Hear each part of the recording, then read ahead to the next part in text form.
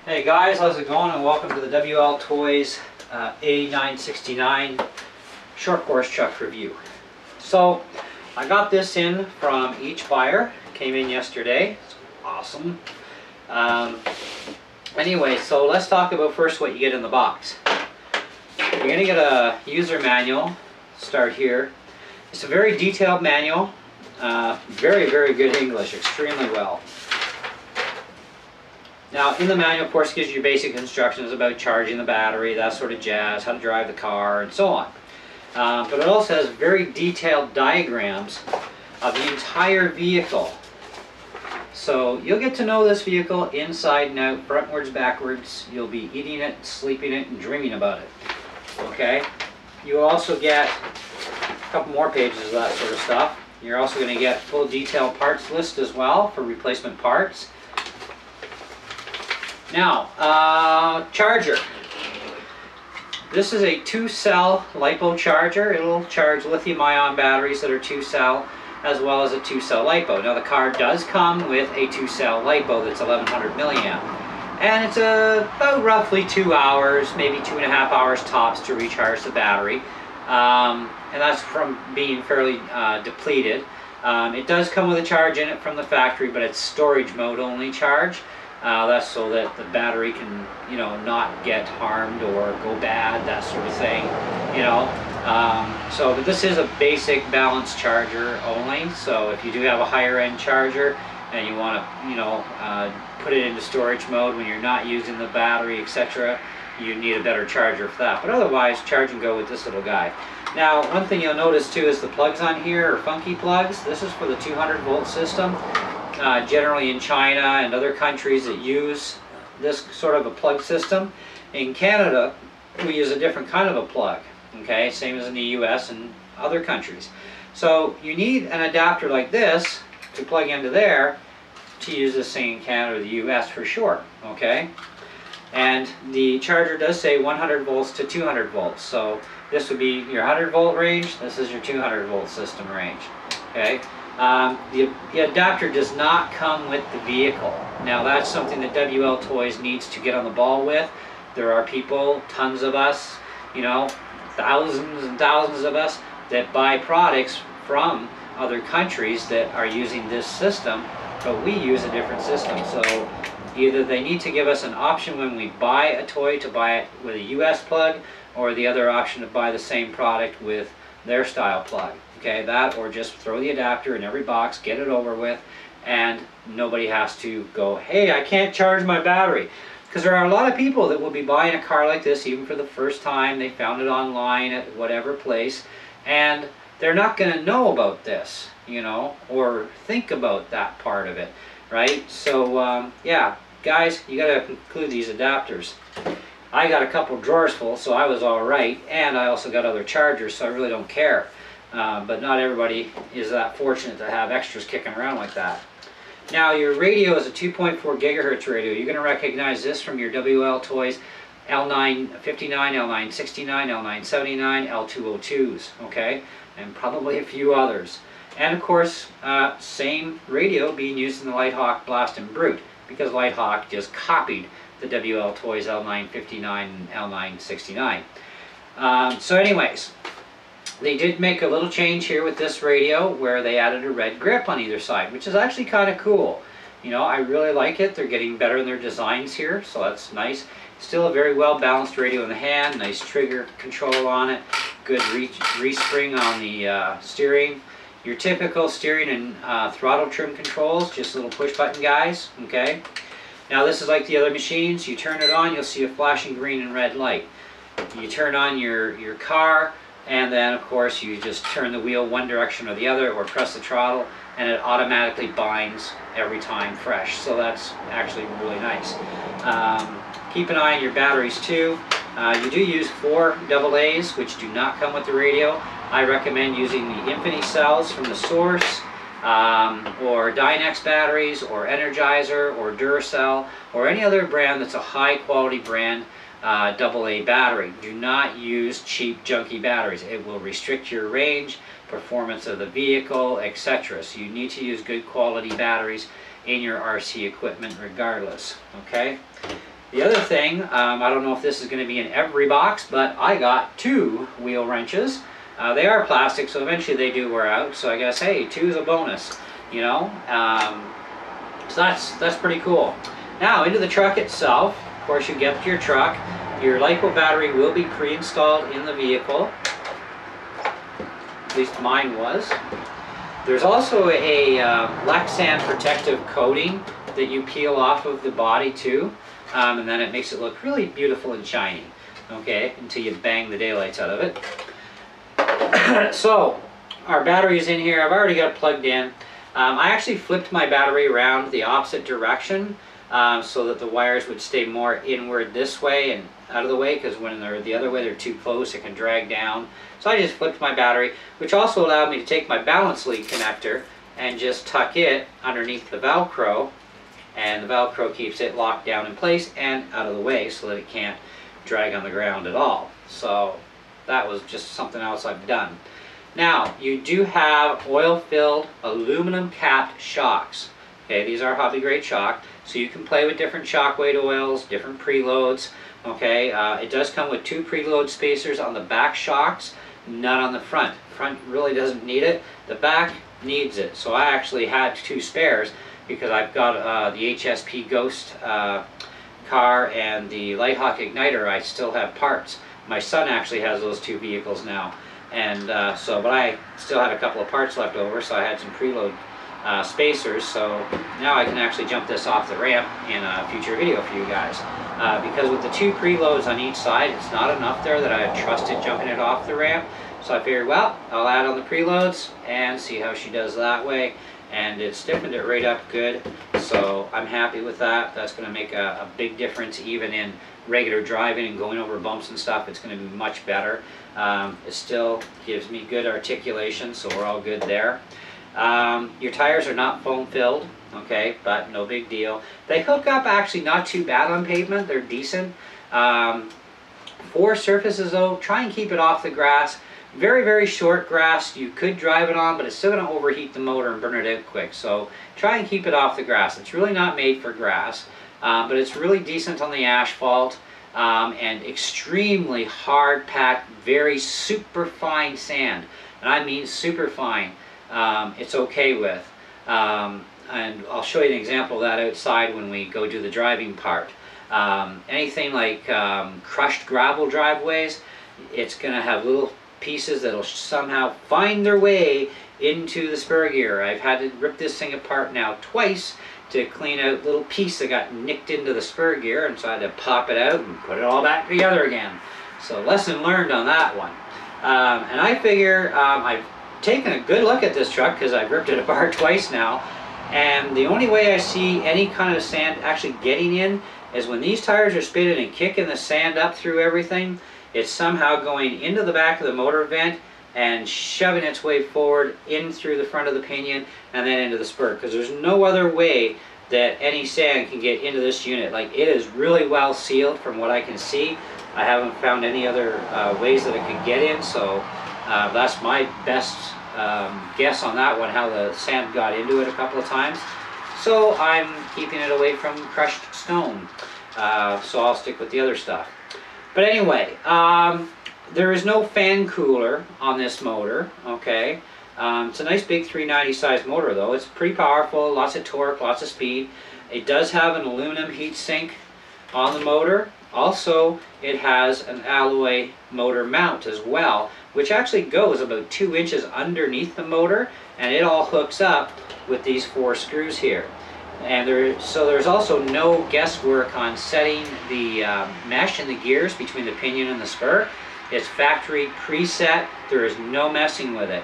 So you can at least be rest assured that whenever you change out your spur or your pinion, you know, if and when you got to replace those, you just pop the motor on there, screw her down, and it's set. You don't have anything to worry about. So I really like that. That's actually pretty cool. I have found that there are a number of parts, but we'll go through it in another video, compatibility between this one and the HSP Ghost, the Night, and the Lighthawk igniter. And also, you know, so we'll do that in another video. But There's a lot of free tune-ups built into this machine too, different shock placements you can do on the top ends of the shock towers.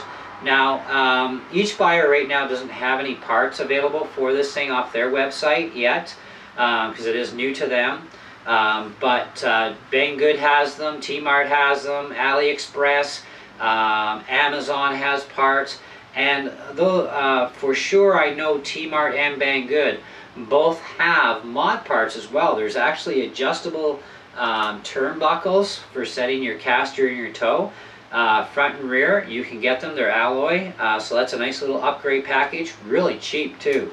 The parts themselves are really cheap to replace if you need to replace any parts. When it comes to the whole durability factor as far as how tough this rig is built, it is actually built really super tough. Like I said, there are compatibility parts between the igniter, the Ghost, and the Knight with this thing, because they're very much the same in a lot of aspects. So I found out so far the diffs seem to be compatible so far. I haven't tried installing one yet, but physically looking at them they do. The A-arms, front and rear, are the same. The caster blocks are actually built heavier duty on this one, but otherwise they are the same. The steering knuckles and your rear uprights are also going to be the same, and these are all built heavier duty, so they're going to be a lot more durable. I still consider these to be weak links though, because when you take a hard enough tumble way one too many times, it is going to break. That's just the nature of it. So those are weak link areas, but they're not major though. You know, they're minor weak links. One thing I did point out on the HSPs and the Lighthawk is this radio tray here. I snapped one in half once. Now, it's kind of a weak link, but it kind of really isn't. It is very strong and rigid, but there is an aluminum one you can get from HSP, which is also why I want to get my son over with his, so we can take his radio tray and see if they are exactly the same. And if they are, then we'll be able to use an HSP radio tray out of alloy in this. Otherwise, stick with this one, and you know, if you ever do break it, you break it. But what this radio tray does, other than hiding your drive shaft, okay, is it prevents the flex of the vehicle, and it keeps your disc locked down in place too. It's everything all screwed down, and you need that too for your steering system, so you got to make sure it stays intact. But anyways, and there are quick fix mods. If you ever do snap it, there's a quick fix mod you can do to repair it temporarily till you get your new parts in. So, but be rest assured, it is actually a very tough little truck, okay? So it is very decent. My wheels, actually from the HSP Ghost, they're truggy wheels, they actually fit on here. So that's kind of cool. They do have other versions of this vehicle in a buggy, a monster truck, which would be identical to the Knight. And they have a rally car, and I actually would like to get the other three, so I have the whole set of 4, because these things are really nice. They are a lot of fun. They're small, they're fast, you know. You can drive them in the house, you can drive them outside. They're small enough to actually drive around in the house. Even in my house I can drive around. You know, it's going to take forever to kill a battery because I don't have a ton of room, but you know, I can still drive it indoors, you know. So even if you go to like the gym or something, and they allow you to play with your RC in the gym if there's not too many people around, you'd be able to run this thing on the gym floor and just go nuts with it, you know, that sort of thing. Indoor tracks that are not dirt tracks, where they are very hard packed, very finite dirt tracks, you'd be able to run this thing on them as well. So that wouldn't be any problem. But definitely out in the asphalt and parking lots and all that sort of jazz, it's good for that. So anyway, another thing I found out with this is the speed controller and the servo set. Now, the speed controller is going to look very familiar to you because it's very much the same design form factor as the ones that come in the L959, L969, L979. And I found out tonight, just did a test for the fun of it, because the Lighthawk Brute and Blast are just duplicates of the 59 and 69. This radio will bind to your Lighthawk Blast, Brute, L9 59, 69, 79, and L202. This radio will work. So it's kind of like one radio rules them all. Okay, kind of like Lord of the Rings, right? So anyway, so overall, it is a really good truck. It seems to be pretty durable so far. I've taken a few nasty wipeouts with it even today. I've put a few more packs through it. I've had fun with it since yesterday. I've had fun with it today. Had fun digging this gravel out of the spur gear twice, you know, because I went on the wrong type of gravel surface, obviously. So it's a lot of fun. Now, bumpers are actually really good. I really like the front bumper. It's very strong and durable. The back bumper I'm kind of a little hinky on. It does have, you know, just a post on either side at the back here. So it does make allowance for, it could break a lot easier, obviously, than the front, because it doesn't have as much meat. I think redesigned form factor of the rear bumper should be put into place and make this all solid from about this, where the X is here, down. That would be fine, and it would make it that much more stronger like the front, you know, or make the rear very much the same as the front type of thing, except keep this square piece back here. That's cool. And the front's nice too. Now with the body shell in place, it's also going to allow for a lot of protection for the bumper. You know, let me just get the shell on here, because in a minute we are going to go take it out and drive it, so you guys can see what it's like.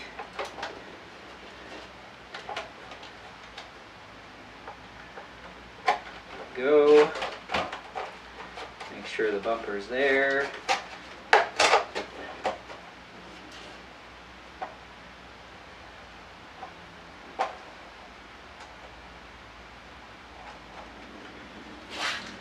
Oops, dropped it.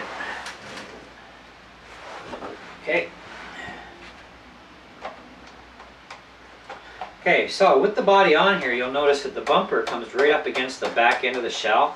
That is going to provide a lot of impact protection for the bumper, you know, as well as the front, same deal. It's going to provide a lot of protection from the shell to the bumper. So you can take some pretty good bangs with this thing, and you shouldn't hurt it that easily. So, but I did add the extra preload spacers on the back for jumping, and it's actually pretty good now. It's pretty nice. So, overall rating. Considering the surfaces that you're allowed to play on with this thing without anything jamming up, and taking into consideration the build quality is really good, control seems good. Now it is distance ranged at 100 meters plus, and that is very, very accurate. I've already had this thing up the road over 300 feet away, turned around, come back, hassle free. Okay, so no problem there, definitely on the ball. Speed is rated in the book itself at 45 plus kilometers per hour. Okay, stock setup, and I would say that information is very accurate just from an eyeball. You know, I would throw a GPS on here, but my GPS would slow this thing down, so you know, I have to wait till I get a speed radar gun, and then I can speed radar it, unless somebody else does it before I get one. Then we'll know, know for sure. So overall, I like the style of the body too. The short course body is very nice styling. I like this little roof rack thing up here. I'm actually thinking, because it has 4 holes here, I might do maybe 4 white lights and then 2 different colored ones on the ends, you know, even though there's no markers for them. Might do something down the road, you know, you never know. Or I might just beat the daylights out of it until the body's no good, buy a new body, who knows. You know, I think this thing is a lot of fun. I have a lot of fun with it. So I'm sure I'm going to have a lot more fun too. The clearance between the body shell and the tires is actually very good, even under steering. It works really well, so it's not, you know, the shell's not going to crash into the tire, so it works really good. But overall rating, even for the value for money, you know, and everything else, I would say I'm going to put this at about 3.5 out of 5. You know, it's really mostly because, I mean, nothing's built perfect. We know that, right? So you can't give it a 5 out of 5. That's just retarded. But a lot of what it loses on is the terrain thing. I don't care about grass because you shouldn't have these things on grass anyway. But for being able to go on my driveway, which is kind of chunky, it does have loose stuff underneath that can get in. I can't really drive this thing my driveway that well without getting some little flake of stone jammed into that spur, and it's being sucked in through the back of the motor. So I'm going to have to actually get a screen, make a screen to block those vents off, but still allow them to breathe. And I tried it on my neighbor's driveway across the street. I'm sure a lot of you see my videos where I spin out in his driveway. He actually has no problem with me doing that. And so I tried his driveway a couple times, and with this thing, it's the same thing. It's picking up little finite pieces that's jamming the spur, and then when you hit the trigger, it's like, it sounds like something's going to explode, or it sounds like maybe you blew a diff apart, and you didn't. You just got one little tiny flake of stone, maybe two, jammed in that spur, you know? And then you got to pull the radio tray off, and pull the cover off, and you know, and then find the little piece that's stuck in the spur, and then make sure you got nothing stuck in your pinion either. Clean all that stuff out, then put it all back together. And that's only after about 10 seconds of pulling the trigger, spinning out on the dirt. It sucked, right? So I really didn't like that. So very, very hard packed, extremely fine, basically dusty type sand is a good terrain for this thing, but hard at the same time, you know, hard surfaced. Or, like I said, asphalt, concrete, gymnasium floor, in the house will be fine. You won't have any issues there for sure. You know, so you'll be okay. So that's where I'm putting this out of. Also, part of that is it's losing some marks because of the charger. It really needs to, Wltoys needs to really supply these adapters when they ship these machines out. Or give the option, buy the Canadian US version, so you'll have a normal charger already, or one charger with the adapter, or just, you know, supply the adapter period with all of them, get it over and done with, then we don't have to worry about, oh, is this one actually in stock, you know, type of thing with this plug. So yeah, because I can't use this in Canada without the adapter, and it was kind of, you know, like I said, I've got other LiPo chargers, not everybody does, right? So it is an entry-level hobby grade RC. It's not a toy grade. Toy grade stuff is garbage. It doesn't have parts. If it does have parts, it's so extreme amount of littleness, it's crazy. So this is actually entry-level hobby grade, very moddable. Lots of alloy upgrades are going to be available for this thing. Some are already available, including, by the way, I should mention before I forget, ball bearings. Okay, and the ball bearing kits are already out for switching everything over to ball bearings, because these things come with an oil bushing bearing, which they do wear out kind of quick, especially if you got a lot of sand chunking through there. But also if you don't oil them, they're going to burn out too, right? So you might want to consider the ball bearing upgrade. Now, my L959, I can tell you right now, it's worth doing the ball bearings. It came with the oil bearings in it, and they were okay at first. You know, first, you know, dozen or so runs, they were fine, but then they start to get a little sloppy. So I finally ponied up the cash, and it wasn't that expensive. I think it was like 10 or 12 bucks. But I got the entire bearing kit, inside and out bearings, put all ball bearings in it. The car runs faster. I got increased play time as well. This thing's rated for 10 minutes. I can squeeze 15 because I'm not driving like a maniac. 10 minutes is really based on maniac driving, I think, because I squeezed 10 minutes by being a maniac, and I squeezed pretty close to 15 without a hassle, driving like a sensible human being with a little bit of maniac stuff.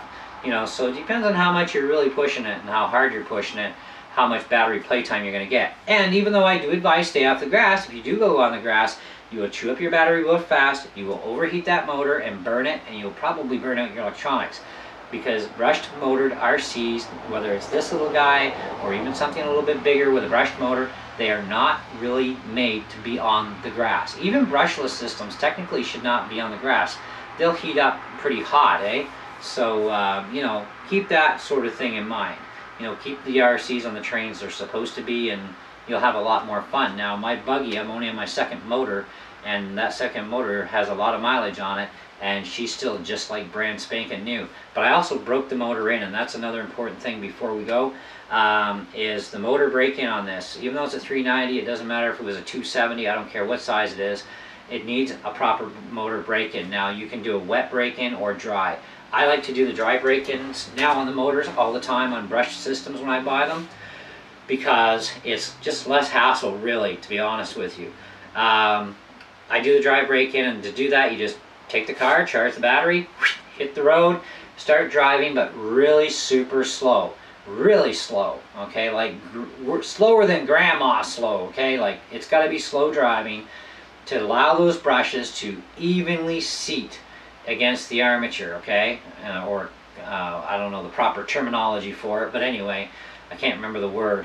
Commutator, I guess, whatever. Anyways, get the idea. The brushes have to seat against the shaft properly.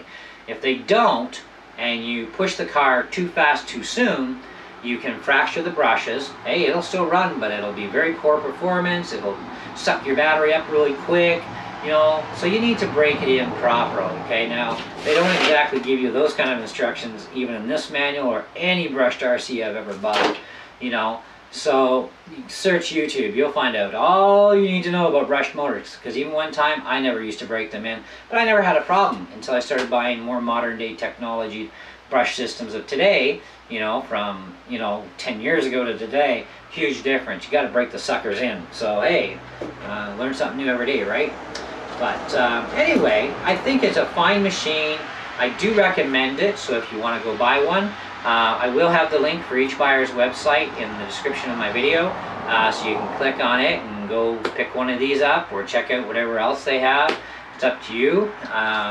You know, but I like this one, and I do want the other three for sure to add to the collection, and I'm definitely going to be driving the daylights out of them. I'm going to be modding probably one or two of them for sure. I'm going to mod them out as far as they can possibly go. Because I think they're just right cool and fun, you know, bottom line. So that's why we got the 3.5 out of 5 rating on this thing, and I think that's more than fair. Now, let's go check out some driving footage and tell me what you guys think of this thing. And you know, as always, leave your comments, your questions. I'll do the best I can to answer them. And we'll see you on the next video. I'll say that now. So don't go away. Driving footage coming right up.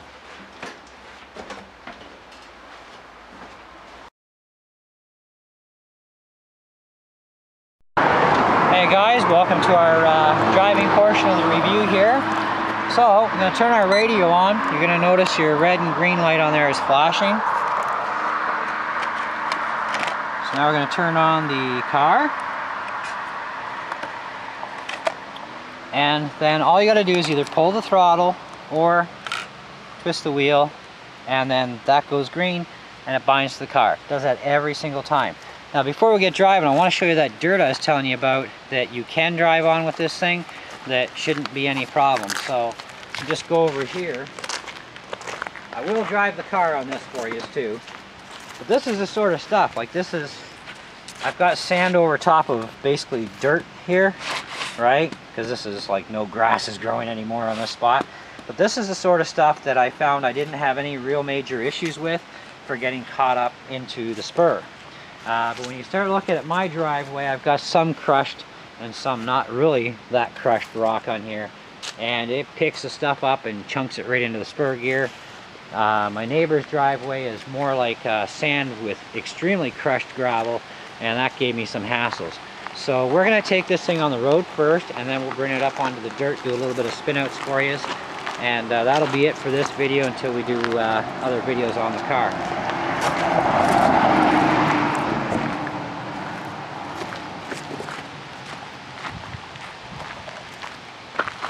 Probably gonna have to retrim out my car because I went and bound the radio to my Lighthawk Blast. So I gotta get this to go to the right.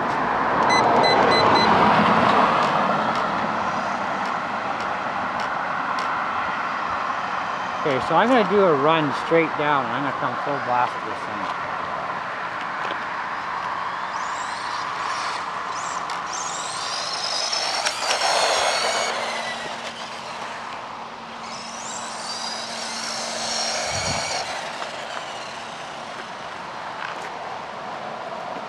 Until the car gets out of the way.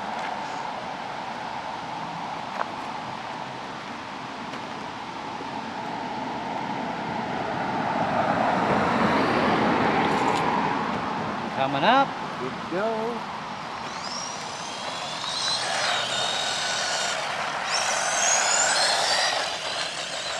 So you can see the tires hook up actually pretty good on the asphalt.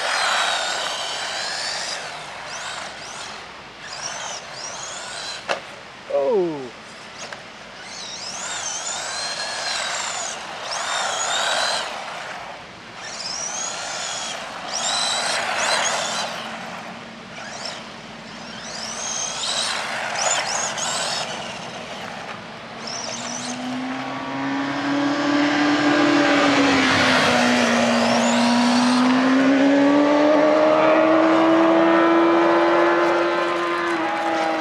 play nice coming up the driveway here.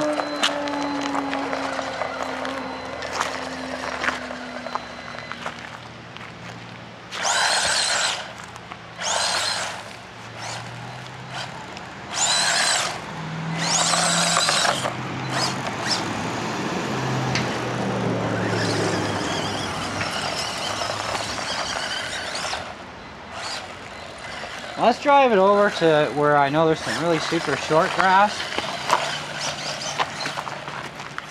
Our grass is cut as short as a golf course, so it ain't too bad. It's still going to heat up the engine a bit, but you know, I'm not going to really push it either.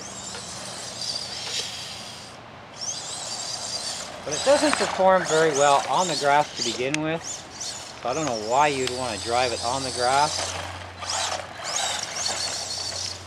other than for the all famous saying, because I can.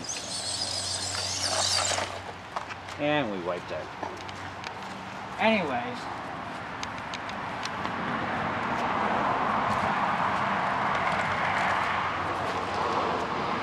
Got a little bit of dirt to clean out of the body. Oh yeah, I picked up some of those stupid pine tree twigs and stuff I gotta clean out. So just making it like a little bicycle with a baseball card. Anyway, so that's the truck. You know, like I said, it does perform really well. It is pretty fast. Hooks up nice on the asphalt. So, you know, if you even want to race with your buddies and stuff, you know, you could do that, you know, in parking lots and whatnot that are empty. I play out on my street. I play out in parking lots, wherever, you know, with all my RCs. I will do some videos of this thing jumping and whatnot for future reference. And we'll do some videos to show you some of the free mods that are built in, and as I do get mod parts in to modify it, I'll show you how to do those mods and what they are and how to set them up, especially the adjustable turnbuckles all the way around, you know. But that's the truck, guys, and I really like it, and like I said, I want the other three. I gotta have them. They are a blast to play with. So thanks for watching, and we'll catch you on the next video.